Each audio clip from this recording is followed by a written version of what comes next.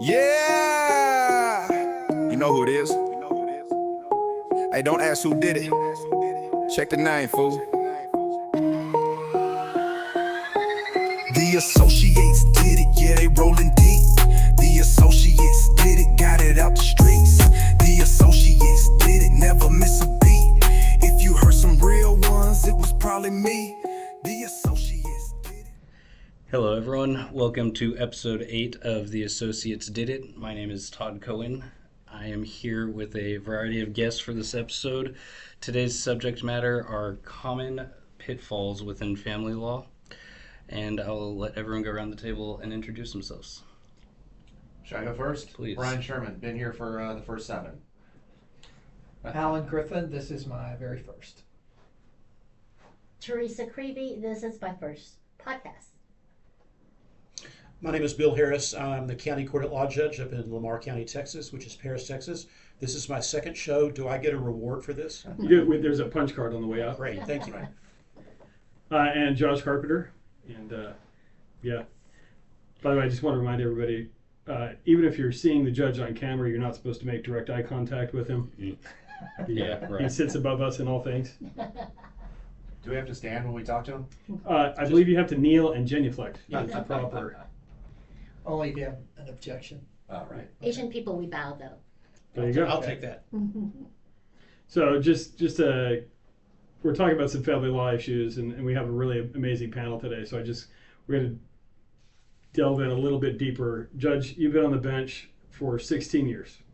How many family law cases do you think you've heard from the bench? I don't want to talk about that you've litigated prior, but how many family law cases have you heard? Do you Contested family law cases? Yes, sir. Contested thousands, in the thousands.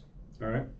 And all sorts of attorneys, from the solo practitioner living in his car all the way up to the big dogs that charge $8 million an hour. Absolutely. Okay.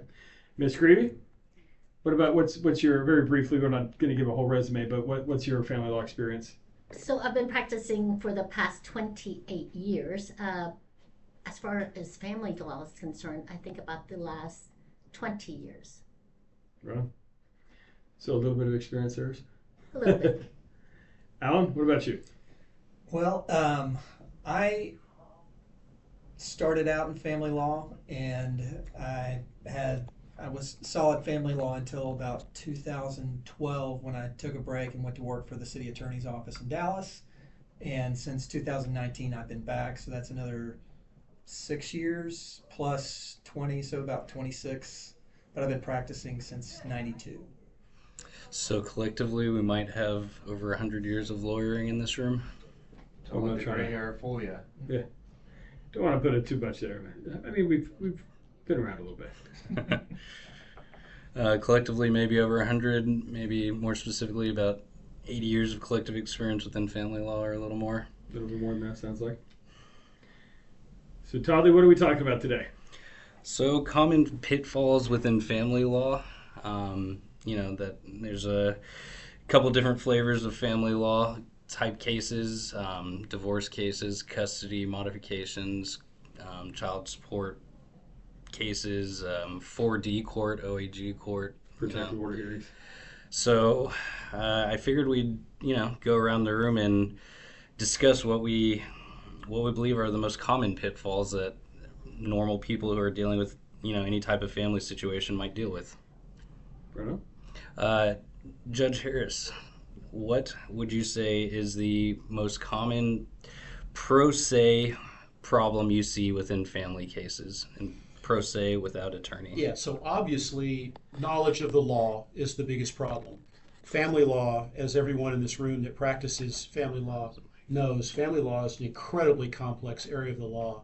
Not only do you have family law, the family code itself, which is Use this mic. a couple of thousand pages thick itself, but you often have the interplay of criminal law.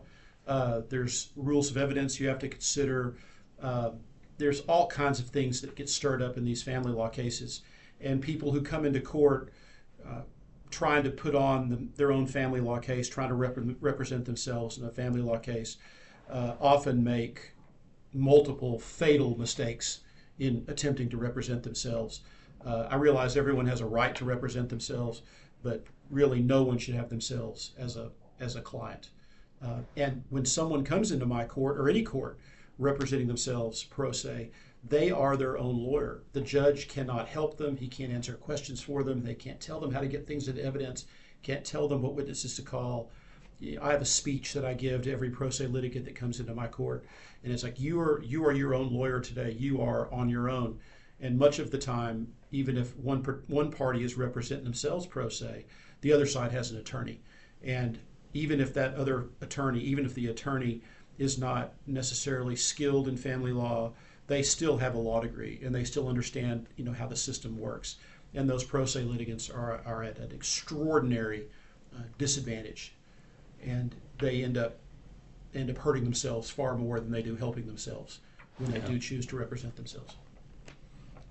Judge Harris, would you agree that, based on what you said, which was the civil procedures, also the family code, you're looking at also appellate law that affects current cases that you see on a daily basis? Isn't that correct? Sure. And again, pro ses may not know the cases coming down from the appellate courts. Right. And I'm not being critical of pro se litigants, because I've actually had some very good pro se litigants that have come through my court representing themselves.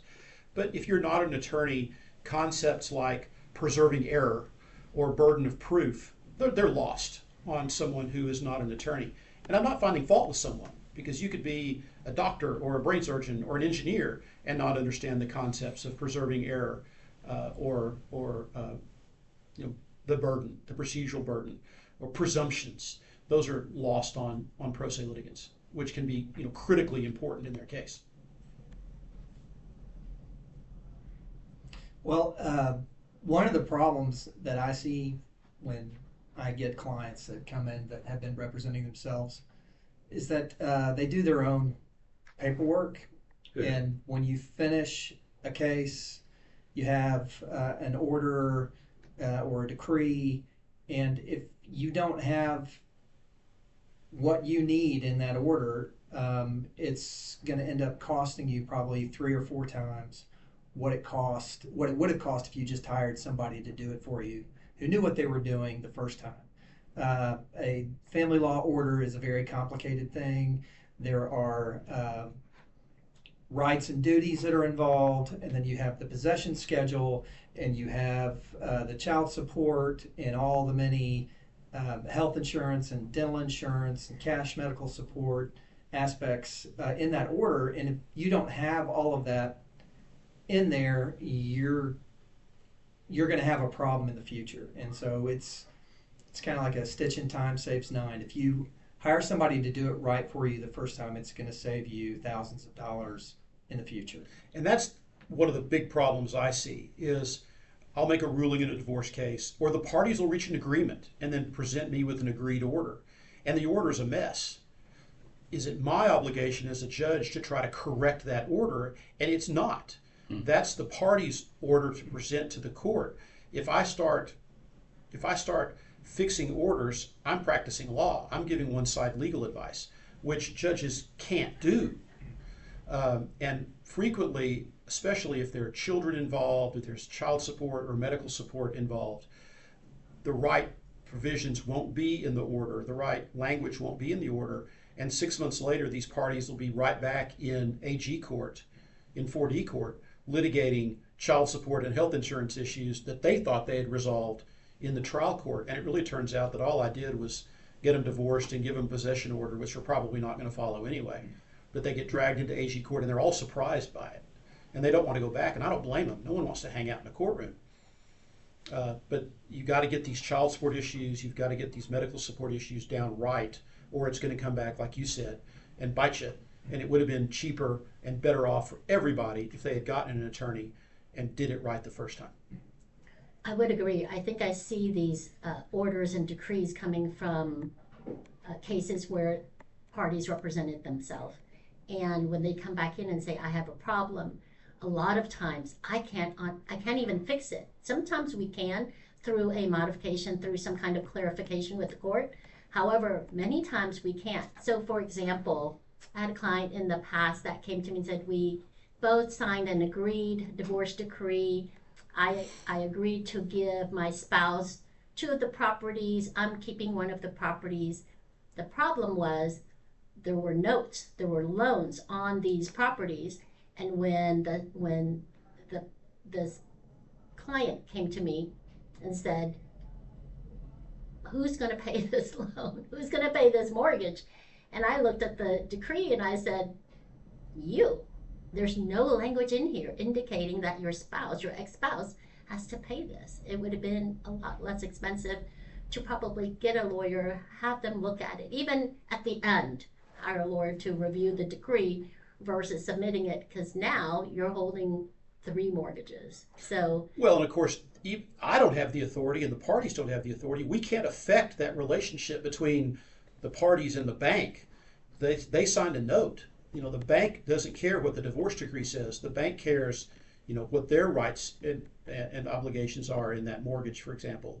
And even if I sign a decree that says husband's going to pay the mortgage, if both husband and wife's name is on the mortgage, and husband doesn't pay, that bank is going to be knocking on the wife's door saying, pay this mortgage. And she can't say, well, that divorce decree said husband is going to pay it. The bank, unless they were under some bizarre circumstance a party to the divorce, the bank doesn't care. The bank just wants to get paid.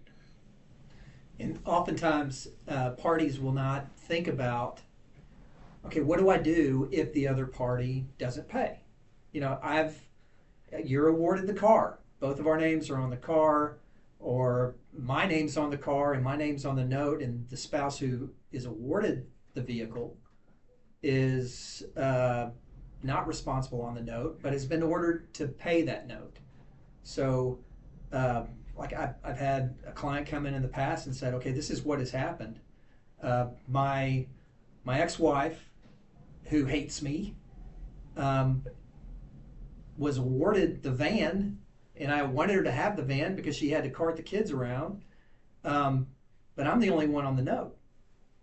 And not only is she not paying the note, she's trashed the car out and left it on the side of the road and told the lien holder that, it's on the side of the road, go pick up the car. And so, what do I do? I'm gonna pay the lien off, I'm gonna go try to repossess the car. I'm like, you do not have the right to do that unless your order says that. And oftentimes, the only thing that it says is she's awarded the car, and she's ordered to pay the loan on that.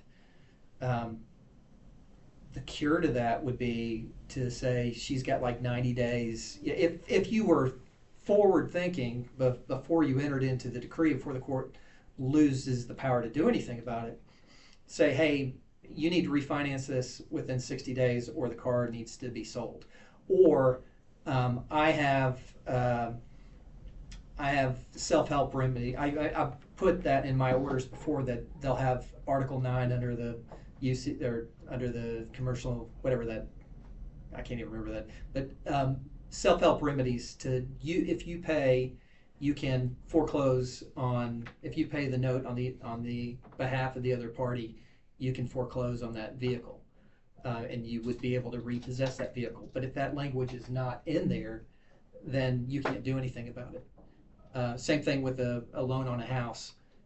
Make sure that you're somehow getting it out of the other party's name one way or the other. Either they're going to refinance it within 60 or 90 days or 180 days even. And if that doesn't happen within that period of time, reserve the right to have a receiver appointed so that house can be sold and it gets out of your name. And that usually lights a fire under that party to refinance or do something. So that's not going to be the person's obligation that, thought that the other party was going to pay for it. I feel like that's got to be a very common pitfall. Mm-hmm. People not following post-decree requirements in order to comply with property distribution or whatever the case might be.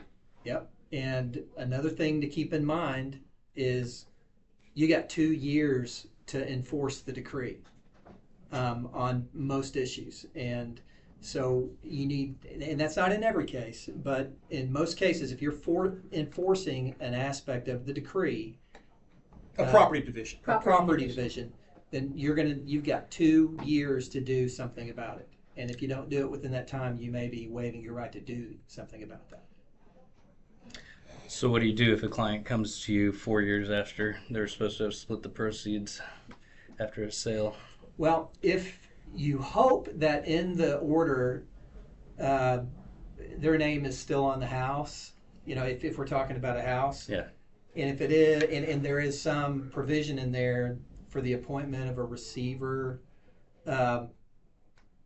if your name is on the deed still, you can always go in and you can file a suit for partition, and that's not going to be subject to any statute of limitations, and that I'm aware of.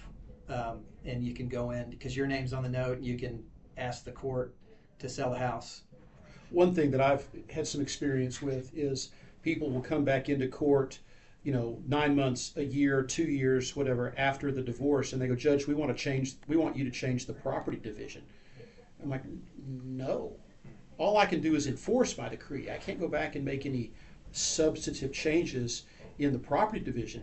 Can I go back in and change things like custody and visitation and access and child support? Yeah, I can do that if a timely filed motion to modify or petition to modify is filed. But just going back and undoing something that was in a decree from more than 30 days ago, I have no authority. No judge can make that change. As far things like property division, right? Just can't do it. It can't happen.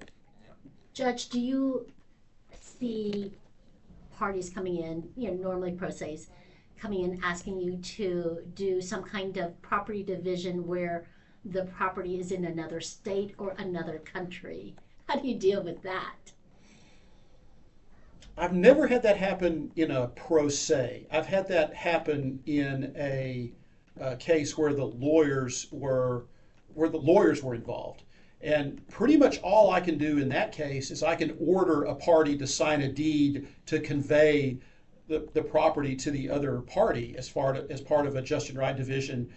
But I can't reach my hand up into Colorado and grab a piece of property and pull it down to Texas and do anything with it. And that's part of the calculus of a just and right division of the community estate sometimes, is understanding that if I have property in foreign states, and when I say foreign state, I mean another state of the United States, that I really don't have a lot of influence over that piece of property. Like I said, I can order a party to sign a deed or sign a document giving up that particular party's interest in that piece of property, but I can't really reach out and grab that property and do much with it. I had a case a couple of years ago where the parties had a significant community asset was a building that they owned in Iran.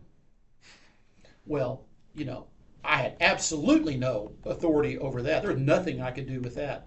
And I had to order the parties. I had to order the husband to sign over his share of that property to the wife as part of the just and right division. And to his credit, he did it. But I don't even know how you enforce something like that. Mm-hmm. But it worked out. But it was an interesting aspect of that case.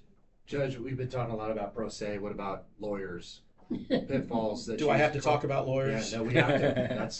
That's the brutal part of this. I want to know pitfalls that you see lawyers get into in family law cases. I can tell you there's two. Number one, there are times when so quick those this is an easy answer. Just watch his blood pressure go up with these answers. Number one, and this is what I see the most often by far, is that attorneys are completely unprepared. They will show up at a contested final hearing where property is an issue, the just and right division of the estate is an issue, custody is an issue, child support is an issue, valuation of the property to be divided is an issue, characterization of the property. Everything is an issue, and it is obvious that they have not even picked up the file until that particular morning. And I find that to be infuriating. It's a waste of my time. It's a waste of the party's time. The lawyer's not satisfying their professional and ethical obligations to the client. It's incredibly frustrating. And there's cases where, you'll have a lawyer that comes in and is on the losing side of every issue, but that lawyer's prepared for trial. And the other lawyer, that if they had even opened the file before coming to the hearing, it would have been a cakewalk for them. They lose. And the clients walk out, wait a second, you told me this was going to be easy. You didn't prepare anything. I didn't know what the valuation of your property was. I didn't know the home where your children were going to go live. I didn't know who was going to live there with the children. I don't know what their net resources are to calculate child support. You didn't prove up any of that. They gave me a better idea than you did, and I ruled against you. And that is, it makes me very angry, and it's very frustrating. But there's nothing I can do. I can't represent a party, right? And the second thing is, and it's intertwined with the first, and that is they come in and they don't know the extent of the community estate or the valuation of the community estate, or whether the item of property they're fighting over is separate property or real prop or community property. Are there reimbursement issues? They just want to talk about, okay, well, that house is community property, and the other side goes, no, I inherited that from my mom. Well, that immediately raises a flag with me, like, okay, we have a separate property issue here, and we probably have a reimbursement issue, right? But they never bring it up. And I just hate it when these parties are walking out and they're leaving hundreds of thousands of dollars on the table because the lawyer either wasn't prepared on the characterization and evaluation issues or just chose to ignore them and just didn't prove them up. So those two things, preparation and knowledge of the law. One of the stories that you've told before, I can't remember if it was on the podcast or just in passing, was the property valuation of an apartment complex up in Paris, Texas. And the reason why this is so funny is because we had two very distinct law firms on the case. You had one kind of hometown guy, then you had a big mega firm on the other side. The big mega firm, to evaluate the value of this apartment complex, flew a guy in from New York City, I think it was. So flew a guy in from New York City. And highly qualified. Right. Great evaluator. Had a tremendous resume. Very skilled at what he did. And then the other people used a local broker, right? And so the guy from New York comes in and he says, these are the equivalents, these are the comps, so this is the value of the building. And it was a very simple examination of that alleged expert because they said, have you ever been to the property? He's like, nah, I didn't need to go to the property. Are you aware that the property that used as a comparable is a literal death trap? Like it's just the ghetto of ghetto or whatever the case was. He's like, no, I wasn't aware. Like if it's in a bad neighborhood or in bad condition, don't you think that has to do with the comparable value? Well, I guess it might, and so they use somebody kind of the same thing, like proper preparation type thing. They didn't prepare well and they wasted everybody's time because they didn't do their homework. And there have been a couple of things like that have really stuck with me. I've been in your court a lot.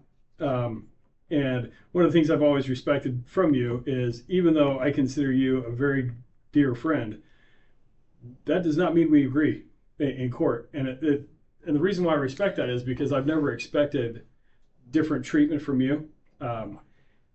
And I'm going to give you an example of one of the things that drove me crazy. And we talked about it after the fact. This is years ago. I showed up for a temporary orders hearing in a family law case. And I don't remember the gentleman's name who was opposing counsel, but he was notoriously slow. And he was not prepared at all. Like we showed up for a 20-minute temporary orders hearing. It went for 3.5 hours.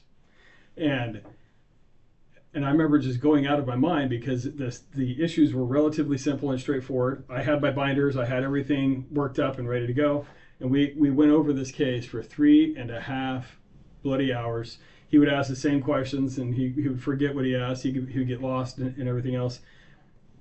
And I guess I'm just kind of attesting to what you said a little bit earlier is the judge actually ended the hearing. And he said, I've heard enough.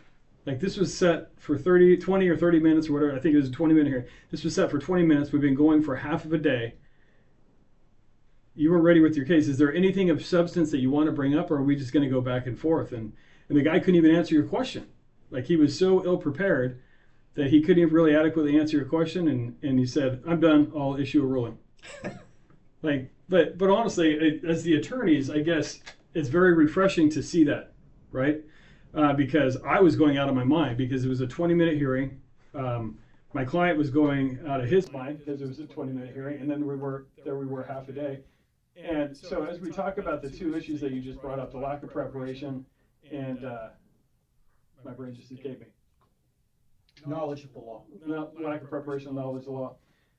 If I could pick your brain a little bit deeper, you have a couple more, because I know for me, what you've taught me, I've been in your court for 7 years now, probably a couple hundred hearings, at least, I would say. And one of the things that has really driven me crazy in some of the hearings that we've been jointly with is I was on the CPS docket, and I would drastically disagree with everybody in the courtroom, probably to the point where I looked like a toddler throwing a fit a couple times. But you would always listen to me because I was ideally had a decent knowledge of the law. But what point is that enough that you just say, okay, the preparation, knowledge of the law, what are the third and the fourth things that you just say? These are common practice pitfalls that lawyers just don't do. So I can tell you that something else, call this number 3 on the list, that really does get under a judge's skin, and more importantly, angers the court reporter. And I think all of us sitting in here understand that the most important person in the courtroom is the court reporter. It's not the judge, it's not the bailiff, it's the court reporter. She will make or break you. She's the most important person in the courtroom. And if you have a lawyer that is constantly interrupting, constantly talking, just making noise and interjecting himself or herself into conversations that they may not be a part of, it makes it extraordinarily difficult for a court reporter to take down accurately and completely what is happening in the courtroom. And kind of tied into that same concept, and we may be getting off into something that's a bit too technical, you shut me down if you think it is the concept of objections. When a lawyer is making an objection, usually it's something pretty simple, like hearsay, or that's not relevant, or something like that. Lawyers oftentimes will make speaking objections, which means they'll give a speech before they make an objection. And it's often done deliberately to try to get information before me or in front of a jury that the jury or myself wouldn't ordinarily hear, because the other side has a valid objection to it and this lawyer is responding. Well, Judge, you just need to know that my client said he didn't do this, right? Or my client said that this child isn't his, or issues that we've already resolved or are not appropriate for a trial objection, a speaking objection. And so they're trying to get evidence in, and we call those speaking objections. And that's a huge no-no. And so a lawyer stands up, the lawyer makes a very succinct objection. Judge, any statements by the child made outside of court will be hearsay. Done. I can rule on that, right? What I don't need is a 30-minute speech about everything the child said, what the child wants, what the child's teacher told them was a good thing, and then you ask me to rule on your objection. By that time, I would have shut you down. But that's not appropriate either. So making it difficult for the court reporter to make a record and then speaking objections are 2 huge no-nos in front of any judge. So as long as we're talking about pitfalls in family law, I'm going to bring up one that you and I have tangoed before in court. Teresa does a lot of criminal law, so she's probably dealt with this quite a bit. And I know you've done some CPS stuff too, right, Alan? Yes. And so one of my personal pet peeves is when you're dealing with the state or when you're dealing with a therapist or whatever the case might be, CPS cases especially. One of the things that drives me crazy is when somebody starts testifying or an offer of proof or whatever, and they start talking about their feelings. You've heard me do this. We don't really care how you feel. We need to know why. And one case in particular really sticks out in my mind. I think, Todd, you were there in the courtroom for it, where the CPS investigator got up and said, well, we felt whatever. And we felt this and we felt that. And I said, and I objected, and I said, as we were going back and forth, I said, we don't need to know what you feel. What was the legal basis that you removed the kids from this house? I was the ad litem on this case. I was representing the kids, appointed by the state, right? And I was representing the kids. And so it was a very simple question, I thought. I said, why were the kids removed from this house? What was the legal justification? Well, we felt, I said, I don't want to know what you feel. I need to know why you did it. And they never could answer that question. And I know that's happened a number of times with other lawyers and everything else, but it's very interesting to me. And I personally think it's a huge pitfall, especially in family law cases, because you can have parents, and this just happened, it was either today or yesterday at one of our hearings, where the mom said, I feel that I am the only parent able to raise this child. And the Collin County judge said, I don't care. This isn't about how you feel. And you bring up a very interesting point. Let me interrupt your story. No, please. In these family law cases, you'll have attorneys and clients that'll come in, moms and dads, that will come in and they will spend hours at a contested hearing talking about how not having the child is going to affect them, or how having the child is going to cause problems for the other spouse because they can't take care of the child, whatever the case may be. And at some point, I have to look at the lawyers and go, this case is not about you, and it's not about her. It's about the child. What is in the best interest of the child? To piggyback on what you said a moment ago, sometimes, most of the time, I don't care what your opinions are. I don't care how this hurts you, right? What I need to know is what is in the best interest of the child. What is in the best interest of the child as far as keeping him engaged with his family, keeping him engaged in his school, keeping him engaged with his friends and his extracurricular activities. I'm sorry if you don't like that, but it's not about you. It's about the child. And that's what judges are most interested in. What is in the best interest of the child? Well, and I've seen you and other judges, some judges will let it go, right? And even in CPS cases, some judges will they want to listen to people's opinions, even if they're not tenders as an expert or whatever, right? But I've seen you personally, not to throw you under the bus here, but I have seen you stop people. And a couple, the case that we're talking about right now, you stopped them and you said, we need to know the legal issue.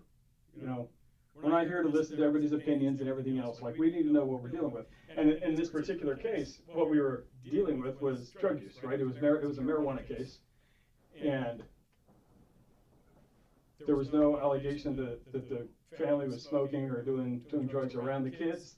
The law changed a few years ago where you can't remove kids unless the drugs were being done essentially in front of the kids. If you're out back in the yard, then they don't typically take them away, right? Marijuana. And so essentially it was a drug issue case, and then there were some people that they may or may not have been hanging around with. They had no proof. They didn't bring any evidence of any kind. But it was literally the testimony of the investigator that they felt like other things were happening. And I objected. I got pretty upset that day, didn't I, Todd? Yeah, very. I understand, first of all, let me back up a second. I understand that I'm not necessarily a local attorney up there, right? I'm not one of the boys that's there 5 days a week or anything else like that. And I'm very cognizant of that. I understand how that works. But this particular case, it really frustrated me because even the parents, lawyers, were not making an issue of this. And so we had some very, very basic legal requirements that weren't being addressed. And one of the reasons why, I will say this is my second pitfall, and my personal gospel according to Josh, second pitfall is sometimes, depending if there's over familiarity with the court, people skip steps. They say, oh, well, we're here 1,000 times over, and we're just going to rubber stamp this and move along. You guys know how to do your job and everything else. And so when an outsider like me comes in, you discover that too many steps have been skipped. We don't even have a legal basis to remove these kids or anything else. To the judge's credit, on this case in particular, the kids were reunited with their parents. And they literally, after, it was probably a 30-minute hearing on this particular issue. And we've been through literally dozens of these similar hearings, so you probably don't even remember what I'm talking about. But on this particular one, the parents got their kids back. But if you could imagine the almighty power of the state of Texas, 8th biggest or 7th biggest economy in the world, one of the fastest growing areas in the country, the fastest growing population state in the country right now, the outstanding education and everything else we have, the power of the state of Texas, unlimited budget, to go into somebody's house and take their kids. And what it really came down to was the parents weren't going along with everything that CPS wanted them to do because they weren't ordered to do it, and they didn't have time to do it because they were both working full time. And so CPS got upset, and they said this on the record.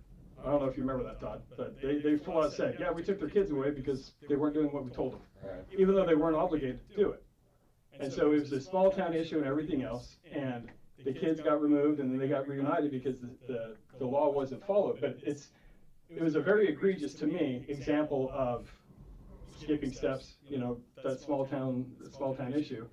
and then just not speaking up when you need to. And I think the preparation and everything else, it all comes into being. And I know, Judge, you and I have actually gotten into it a couple times in court because I disagree with you or you disagree with me. And I guess that's one more question. I'll shut up. I feel like I'm talking a lot. But one more question I have with you is, at what point, I personally believe like the rule of three. You make an argument 3 times, or you try to emphasize something 3 times. There's psychology behind it. It helps trigger memory and everything else. But if I'm arguing with you about something, or if I'm arguing with the DA or whomever else it might be, we're kind of going back and forth. At what point do you, as a judge, just turn off and say, "I've heard enough. I don't want to listen anymore"? Like some of these cases in CPS, you remember, like yeah. I have a three-time rule myself. Okay. If I've heard it 3 times, I will tell the attorney that the horse has stopped twitching. You know, the horse is dead. You've beaten that horse enough. Move on to another topic. And you've told me that. I have no problem with I that. think judges are usually really good at move on counsel or move on someone, so. And I understand that as an attorney, you want your client to see you in that courtroom fighting for every right and that they have and protecting their interest and doing your job and being aggressive about it. And I totally respect that. And that's why I do give lawyers a great deal of leeway to try their case the way they think that they need to try their case, either to satisfy their professional obligations or their client's expectations. I'm totally down with that. I was in private practice before, I got on the bench. I know what needs to happen. But at some point, we've heard enough. And 3 times is about what I need. It's like I'm really not dumb, and I really have done this for a living now for almost 20 years. I know what the issues are. 20 years as a judge. 20 years as a judge. Let's just get in here and try what needs to be tried, pay attention to what's relevant, stick to the issues, and I'm not a jury. You don't need to tell me this over and over and over and over and over again. I'm a judge. I'm literally checking boxes off in my head. Did they prove this is separate property by clear and convincing evidence? Did they prove net resources for child support? I'm literally checking that off in my head, and once I've heard it 3 times, I've heard enough. And I'm not shy. I will tell the lawyers to stop and move on to something else. Something you brought up just a moment ago. I'll make this quick comment, and then I'll shut up. No, you're the guest. You can talk like one. So we have 200. I looked directly at you. I apologize. Yeah, don't do that again. 254 counties in the state of Texas, and you will have 254 different ways of trying a divorce custody case in the counties. Actually, it depends on how many courts are in those counties too. Because Agreed. Trying a divorce case in Collin County is very different than trying a divorce case in Lamar County or Wichita County or whatever. It's different all over the state. And what really separates a good lawyer from just an adequate lawyer is the good lawyer is going to not only know the law, the facts of his case and the law that applies to those facts, but he's going to know his judge or her judge. Because a judge is a human being like everybody else. We all have our own trigger issues. We all have our own biases and prejudices, and I don't mean race or sex when I say that. I'm a huge proponent of why do you not have a job? That's a question I'm going to ask is why don't you have a job, right? That's a big deal for me, is jobs. Why aren't you working? I don't care what it is. Slinging gas station, slinging ice cream part-time at the Dairy Queen. That's a job. I want you out there with a job. Why don't you have a job? So all the lawyers that come into court, in my court, whether it's a criminal case or a family law case, they know right up front they need to establish, is their client working? And if their client isn't working, why aren't they working? Other judges I've seen go nuts over tobacco use. And if you have a client that's in there and they smoke tobacco, perfectly legal, nothing wrong with it. They tell them you got to stop because this judge won't place a child with you if you use tobacco products. Every judge is different. Every county is different. A good lawyer knows what those differences are. Well, I'm gonna steal Todd's job for a second, if that's okay. Just moderate a question because I have a really good opportunity, I think. So Brian has been a trial attorney for 25 years, right? And he has exceptional just trial skills and people skills, and he's super handsome. So I'm going to ask him, and I'm going to ask Alan as a vet family guy, and Your Honor, I'm going to ask you as well to answer. Brian, let's just say you're going to go do your first divorce trial. Yes, I think it would be your first. I might be mistaken. I don't think it would be, yes. Okay. So, and it's going to be a bench trial. We're not going to do a family law jury trial because we're not even going to start on that nightmare.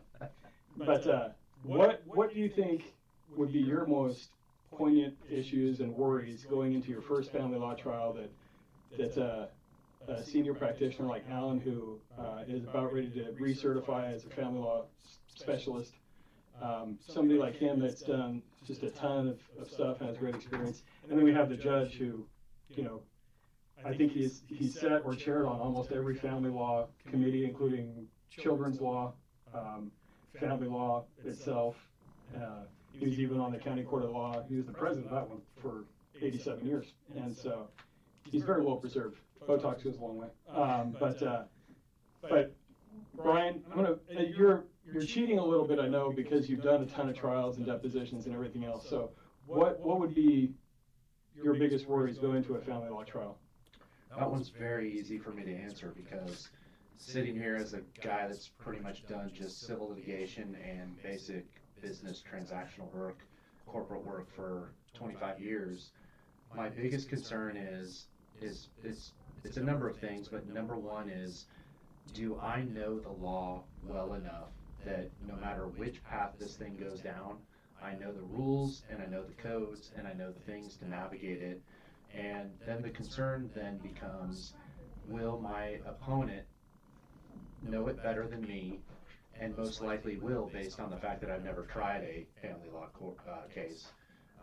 And so then how do I remedy that? And that takes a lot of swallowing your pride and getting in somebody's office here that has done this. Like, if I had to go against Alan, I would be frightened out of my mind. And that anxiety would either lead me to say, I am not the right guy, so I would avoid that pitfall. But if I were to jump in and say I have to have a highly contested case against a super seasoned family lawyer, I'm already at a massive disadvantage because I just don't know the law in that realm the way I do in other matters. So I would absolutely be there with a rule book and case law and have every point that I wanted to make pretty much backed up with supporting documents and just not only for my own good, but just that I knew how to frame an argument going into the courthouse.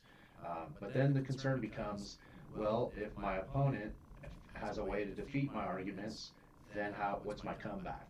And so it's really goes back to a preparation thing and a familiarity with the space that you're trying to play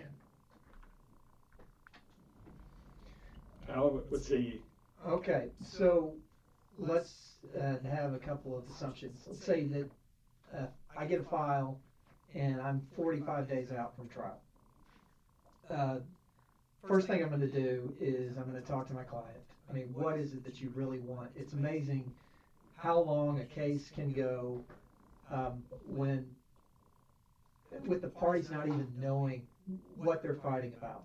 I mean, they're just so emotionally committed to the fight that they don't have a vision for what it looks like on the other side, and they haven't really thought about, well, how are we going to resolve this? This is going to end. How are we going to resolve this?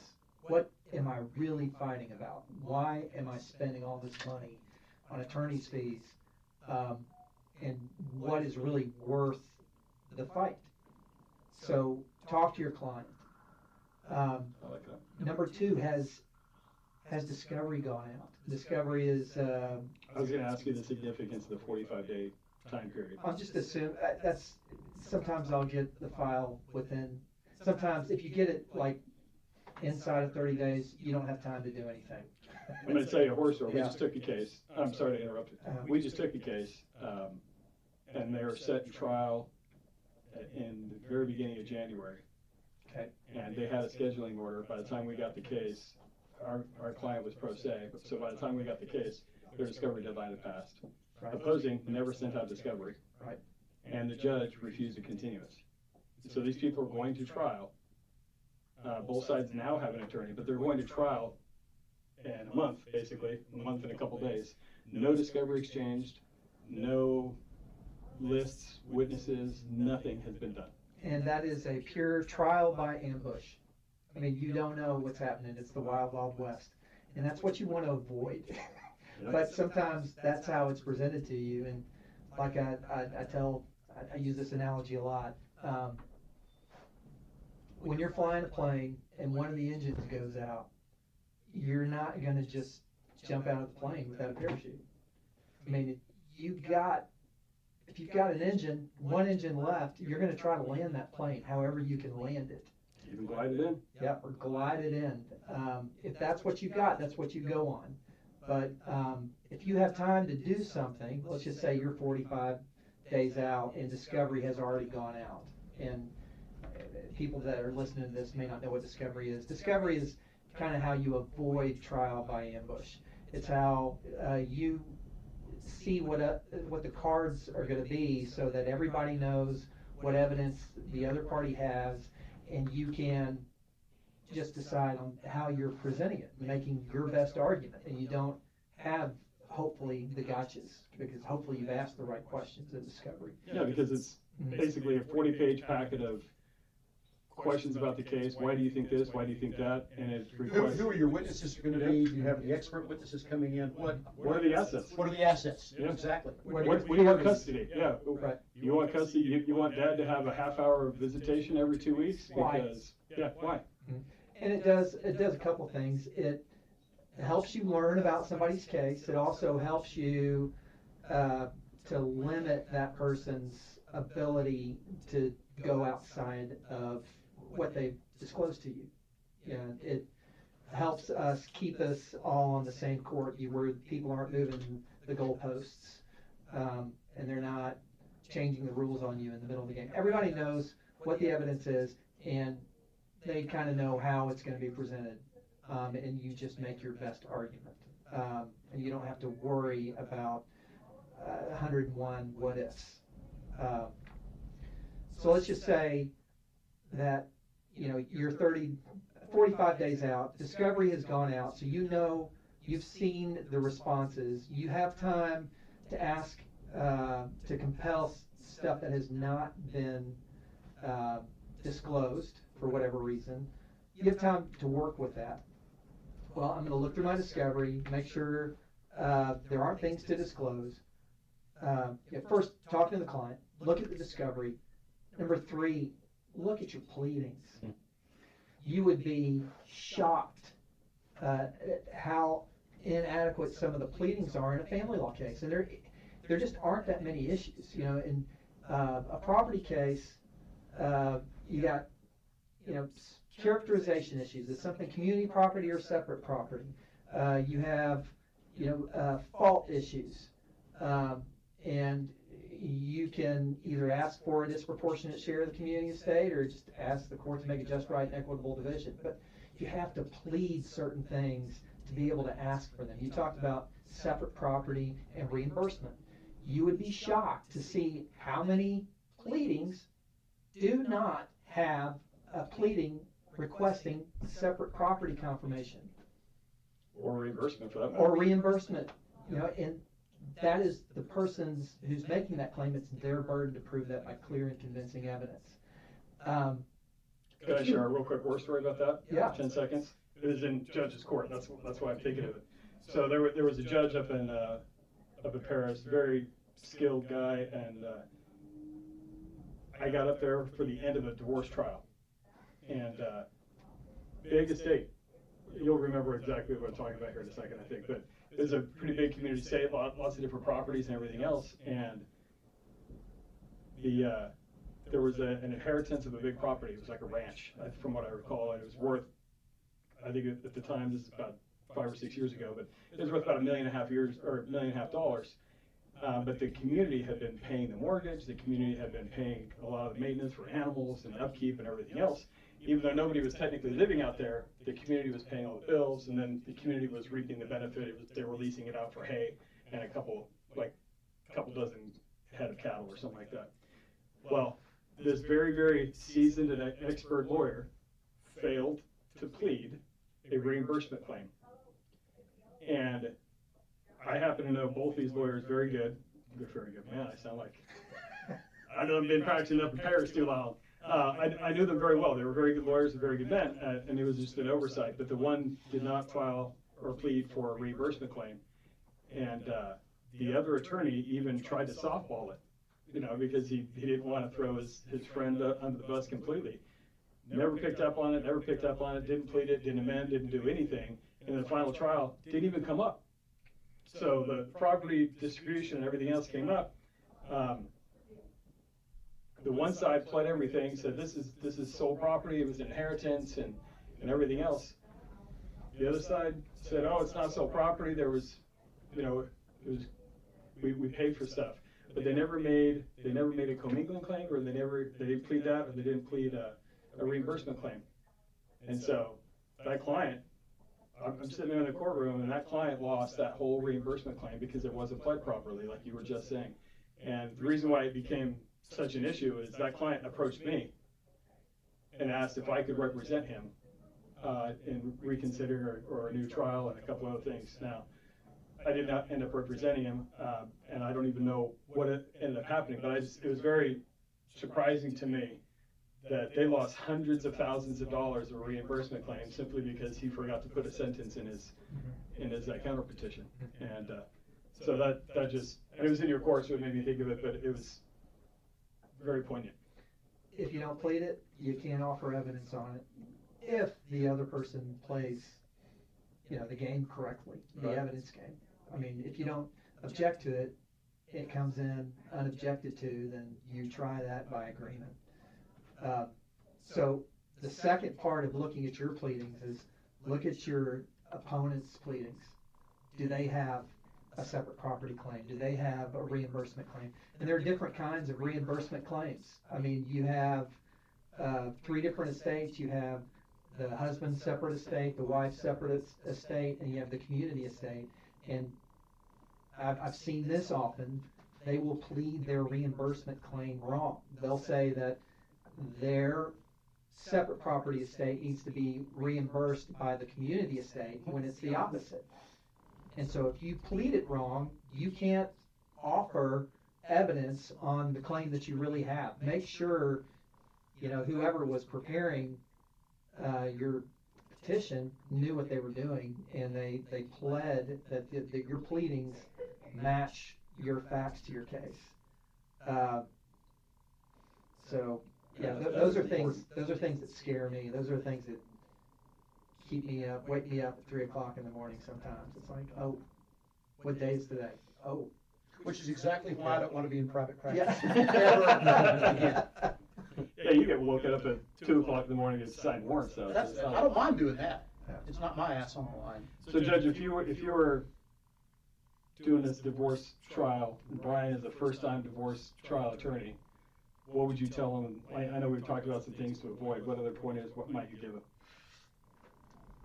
What are your issues? What are the fundamental issues that you have to deal with in this case? I know some of this is going to be silly, but number one, what are your grounds for divorce? Okay? There's no fault divorce in Texas. Everyone knows what no fault is.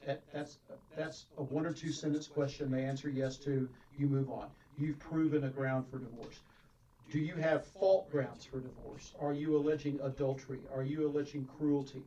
Are you trying to get an annulment as opposed to a divorce, which can be a significant issue, especially on property division? What is it that you're trying to accomplish? I know that sounds like a silly question, but when you get a case, you need to ask your client, what do you want here? Do you just want to get divorced, or are you looking for a disproportionate division of the community estate because of fault? Again, adultery, cruelty, that sort of thing. Second is, getting back to what you mentioned, and that is, what is the community estate? What do you guys own? I need an inventory from you. I need to know that you have a house in McKinney and a lake house at Lake Ray Hubbard, and that you have 3 cars, and that you have a 401k from this job, and you have 100 shares of Exxon stock that you inherited from your grandmother. I need to know you need to know all of those things as the attorney. And then what do you want to accomplish? Do you want more of the assets because your husband was cruel to you? Or do you just want a divorce and get this over with and split it 50-50 and go on down the line? If you have children, what are your custody issues? Why are you going to be the best person that these children are going to live with? Several years ago, they made a change in Texas law, and in order for a non-parent to come in and testify as to who should get custody, you have to do a custody evaluation. Now, I happen to think those are ridiculous, but nevertheless, that's the law. And if you're going to have a custody evaluator come in, that person has to be appointed by the court, the parties have to pay them, there are certain questions and issues that have to be answered, and only that person can make an opinion, a non-parent. I let the parents testify as to who should have custody. I almost don't care what the law says at that point. I want the parents to be able to tell me that. But if you're going to call an expert, like a custody evaluator, if you're going to call an expert on property valuation or property characterization or commingling, if you've had one checking account and you've had sources of money from all these other properties, some of which might be separate and some of which might be community, and you've just been dumping it into one checking account, you're going to have to get an accountant, a forensic accountant, to come in and testify about this commingling and trying to separate out the separate property money, the money from separate property versus the money from community property. You're going to have to go out and get an expert, and you're going to have to designate that expert. I've tried cases before where the lawyer will stand up, well, I'm going to call Mr. Jones, the CPA. And then I say, why are you calling Mr. Jones, the CPA? Well, he's going to testify about the commingling issue in the account. Did you designate him as an expert? No. Well, then he doesn't get to testify, and guess what? That's probably cost his client a couple $100,000. Or have somebody come in and testify, on medical issues. Did you designate that person as an expert? No. Then they're not testifying, and that gets back to one of my pet peeves is preparation, and that's why you do need to sit down 45, 60, 90 days before trial, knowing I've got a trial in April. I'd be looking at that file today. I'd be looking at that file. Have I designated my experts? Have I gotten discovery out? If you don't do that basic boilerplate discovery, it's chapter 300 of the Texas Family Code. If you haven't done that, just basic, who are your witnesses? Give me a summary of what they're going to say. Who are your experts? Give me their name and address, and what do you want in this case, right? What are your allegations? And that's just hit print on a computer or hit send with an email. That's easy stuff. If you haven't done that as a lawyer, you're probably committing malpractice. Agreed. And you're wasting my time. I love that you said that. This is a huge thing of Mr. Carpenter. You're wasting my time, and it's not about me, but I'm saying you're wasting my time, you're wasting the other judges' times. If you're going into court and you haven't identified these issues, if valuation is an issue on a piece of community property, like a house, what's the value of the house? Okay, well, as we all know, a party that owns a piece of property can come in and give testimony as to the value of it. Now, what I frequently see is you'll have typically it's a lady, will come in and she's, worked at a shoe store her entire life, didn't go to college because she stayed home to raise kids, and she's giving me an opinion on the value of the house. Now, she can do that, and that's substantive evidence, but I'd much rather hear from a real estate broker, a real estate agent, a certified real estate appraiser, something like that. I really need to know what the value of that house is. If you put on your divorce case and you don't prove up the value of the house, you're making me guess, which means I don't have a rational basis for my decision in the case. That's going to go up on appeal. That could very well get flipped, although you probably waived the issue. But I don't have it. I need information to make a decision, and that's what witnesses and expert witnesses come in to do, and that all falls back to lawyer preparation. I gotta tell you, sorry, I know Brian, you're gonna give me a second here. This discovery issue has been a hot button issue in this office for years, and the reason it's a hot button issue is because we have a lot of attorneys. Alan's been practicing for a long time. He's had his own way of doing things, and he has his own way of all sorts of things. But the reality is I have mandatory things in this office. Like I don't throw my weight around. I try not to at all because I'm fat, right? So I don't want to be, right? Because I could fat Albert the crap out of some things, right? But the reality is there are a couple things that we do in this office, and this is we create a flow chart. We actually send all clients get this when they hire us, and depending on the type of case, this is the defense, this is the divorce roadmap, right? One of the things that is absolutely mandatory, and I have literally like had a full-blown arguments about this, is we do discovery. No ifs, ands, or buts about it. Like it is not an option. I've had attorney after attorney after attorney come in here and be like, we don't need to do discovery because we're gonna settle this case. I'm like, I don't care what you think's gonna happen. We plan for the worst and we hope for the best. You're gonna do your discovery, and you're gonna follow your deadlines, and you're gonna disclose your experts, and you're gonna do everything just in case, because you know what? I know the rules are slightly different between family law and civil litigation, but Brian, if you don't disclose your experts, You don't get them. and what happens to a civil case without experts typically? You can't prove up your damages Exactly. And or so your causation or anything else. it's the same exact thing in a family case, right? You're just saying it, Judge. If we don't disclose our witnesses, whether it be a forensic accountant, whether it be a real estate broker, I don't even care what it is. It could be somebody, we have a community plane right now that we're dealing with, right? How many times do you have to value a plane? Well, planes are not that easy to value. They bicker about them just as much as real estate does. And so you have to find somebody to do it. You have to find somebody to testify about the fitness of the plane. You have to have all of these experts. And the only way you can figure out what you actually have to address is through discovery. So it's mandatory in our office. And we've even had clients as attorneys. We've represented attorneys that come in like, you don't need to waste everybody's time doing discovery. You're like, well, I don't care what you say. Well, and I agree 100% with what you're saying, but in family law cases, you know, in chapter 300 of the Family Code, there's a certain set of questions that you ask. They're not even objectionable. The other side can't object to them. They have to answer them. And it's the basics of their case. It's the skeleton of their case. And so I understand in kind of a pots and pans divorce where there's not a lot of community property and they're not really fighting over custody and just dad wants standard visitation and all that. It doesn't cost any extra. You just hit print or just hit send. It's done. I understand you may not want to depose anybody. You may not want to do interrogatories and full-blown requests for production. I understand all that, and there may be cost-effective, that may not be cost-effective in your divorce, but those initial disclosures, let's call them in Chapter 300, that's so simple, and it's going to tell you 90% of what you need to know about the other side's case. And the irony about that whole thing is we'll even if it's as simple as just printing those questions out, we do interrogatories and requests for production on every family law case. Sure. And it's mandatory in our office, right? And the very basic questions, we've still had people object. We've had people object to, we don't want to turn over bank records. Well, what are you talking about? Well, we don't want to turn over this. We don't want to turn over the employment contract. Well, what are you talking about? We don't want to turn over my W-2s. You guys filed jointly. Like, what are you talking about? Like, just the very basics that you're talking about, those list of questions, they'll still find a way to object to them. Well, and it's a total waste of time and energy. But that's what my job is. Exactly. Is you come to court and you say, Judge, we're trying a custody case, and we need to have Dad's medical records to see whether or not he's a good person, a good fit to be primary in this case, right? I'm going to say, turn those damn things over. I mean, that's easy. A contract that a party may be collecting money under, we need to see the contract.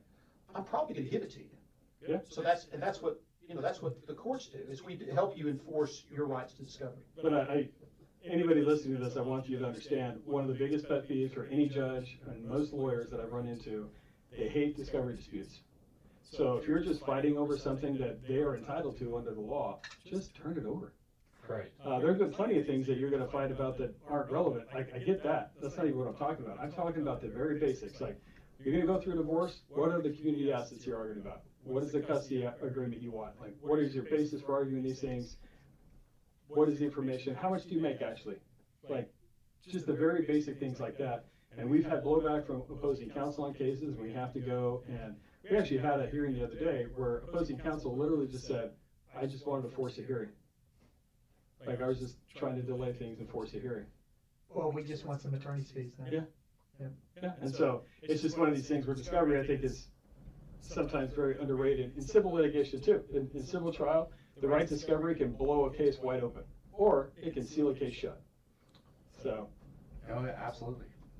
Well, just to give you an example, even if you do, when you're making your discovery requests, when you're trying to sniff out what the other side has, it has to be relevant, right? Right. You're not going to go back and get someone's junior high school disciplinary records when everybody's 55 years old in a divorce custody case. But just to give you an example, I tried a property case not too long ago, and that's all it was a property case. And the husband wanted to get the wife's mental health and drug treatment records it's not relevant to any property issue in the case. They weren't even making any kind of a waste claim, like that the lady was taking money out of the community account to go buy drugs. They're like, oh, maybe there's some relevance there, maybe, I don't know. But they were wanting her mental health and drug treatment records in a pure property case. No children were involved, there was no custody issues, no visitation, no access, none of that stuff. I denied that request.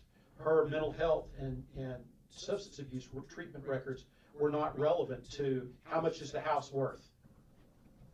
The husband can say, well, she was smoking pot every night and shooting up heroin on the weekends. Okay, great. That might help me divide up the property in a just and right manner. Maybe if that damages the property, maybe. Maybe. But the statement she was making to her doctors and her exact diagnosis of mental illness, and that it wasn't relevant. And so I did not give the husband access to those records.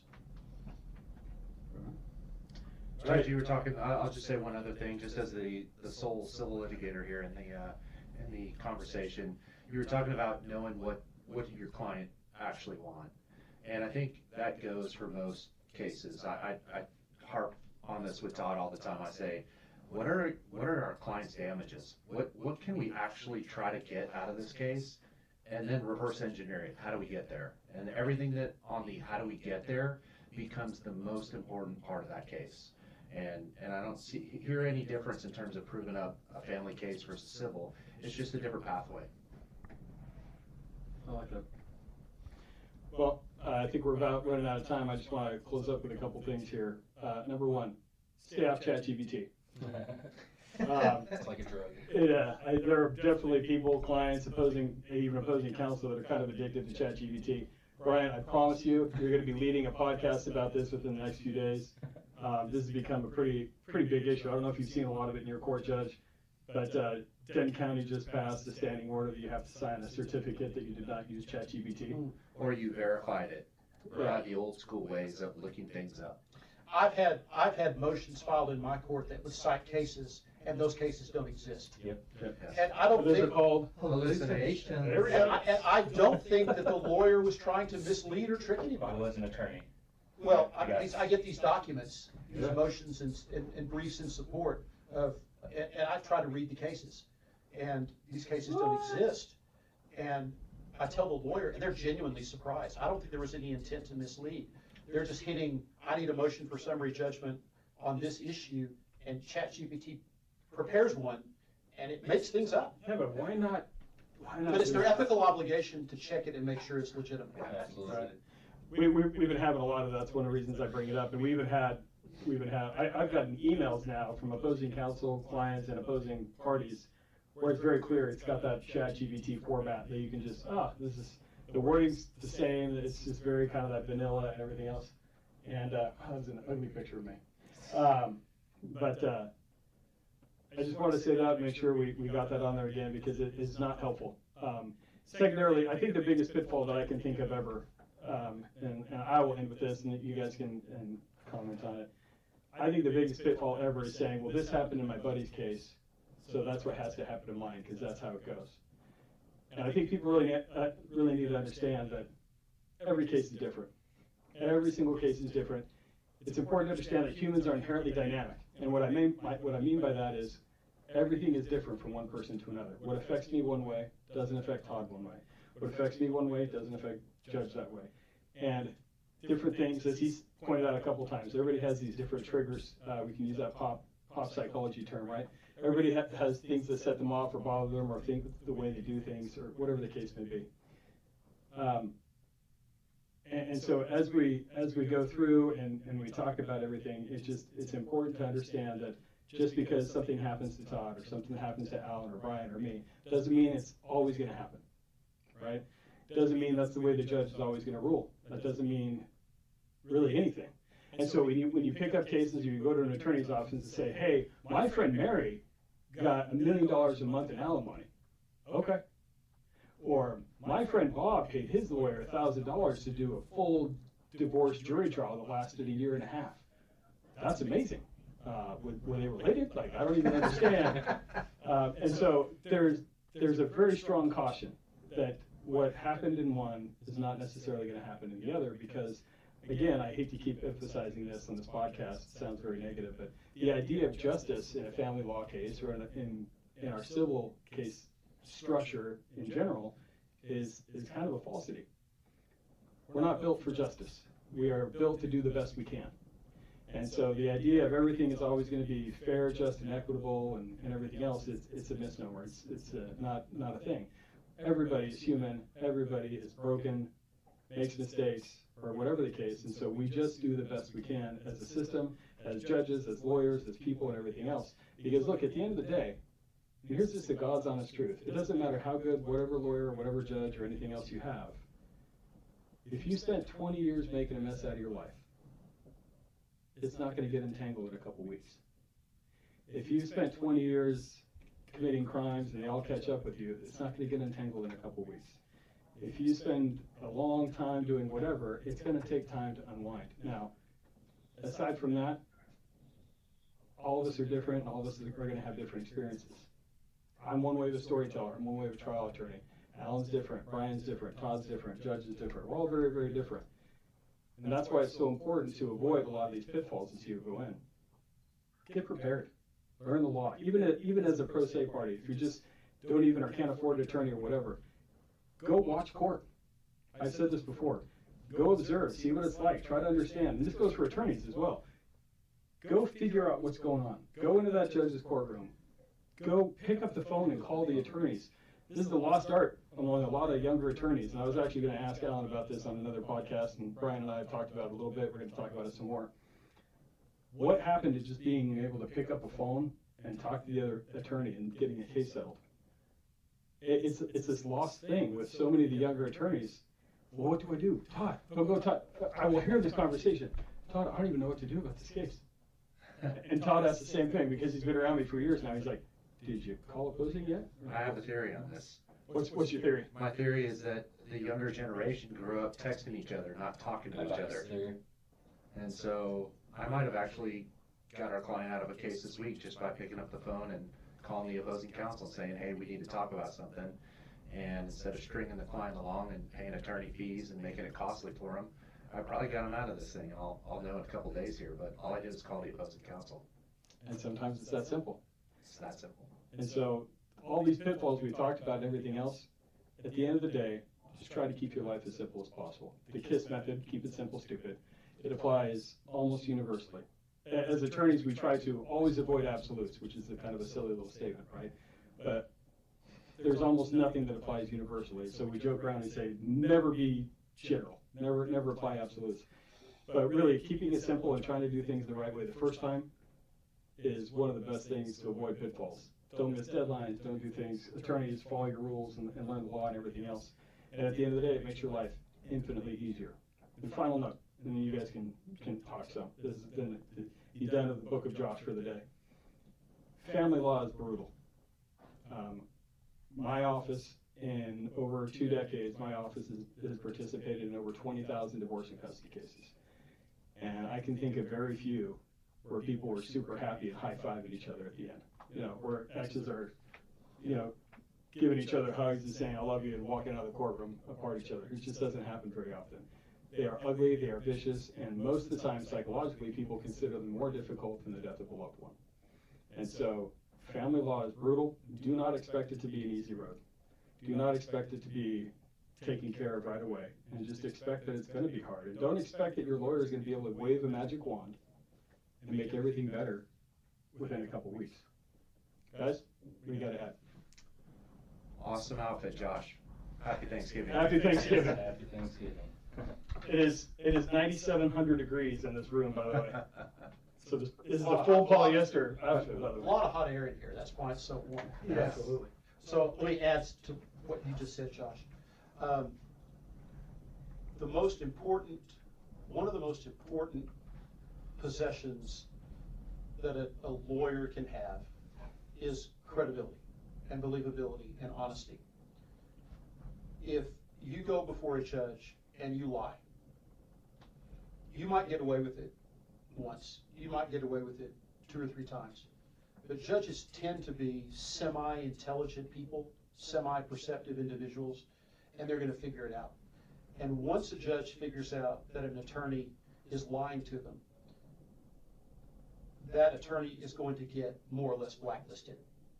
I'm not saying the judge isn't going to follow the law. I'm not saying the judge isn't going to be objective dealing with that lawyer and his clients and his issues going forward.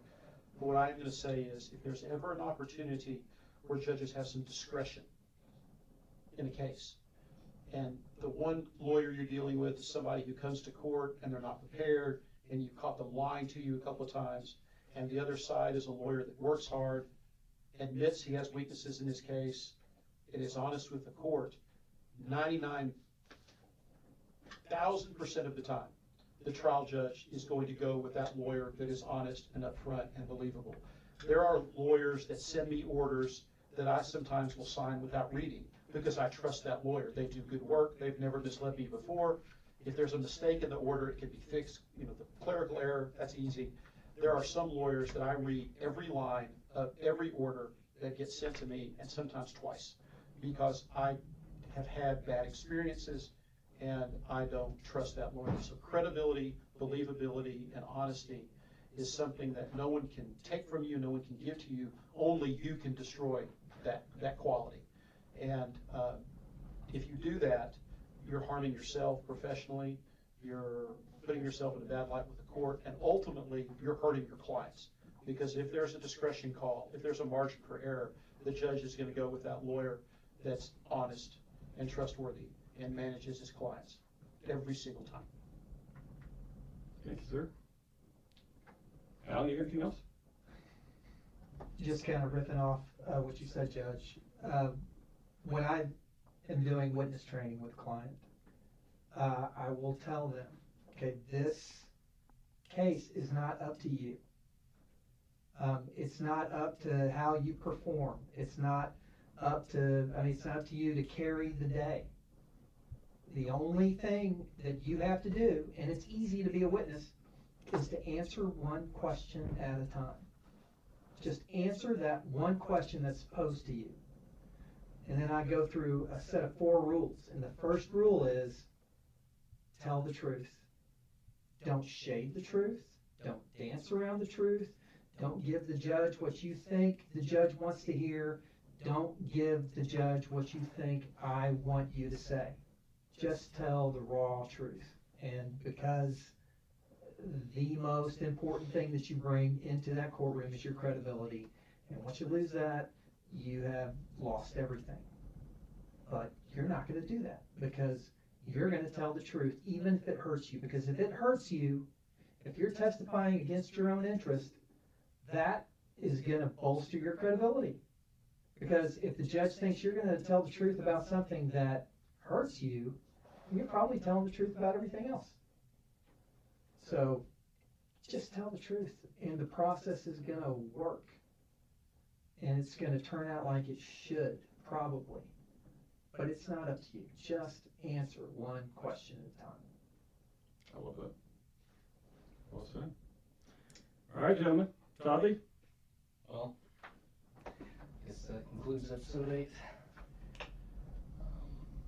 Happy Thanksgiving, everybody. Yeah, happy Thanksgiving. Happy Thanksgiving. Have a good one.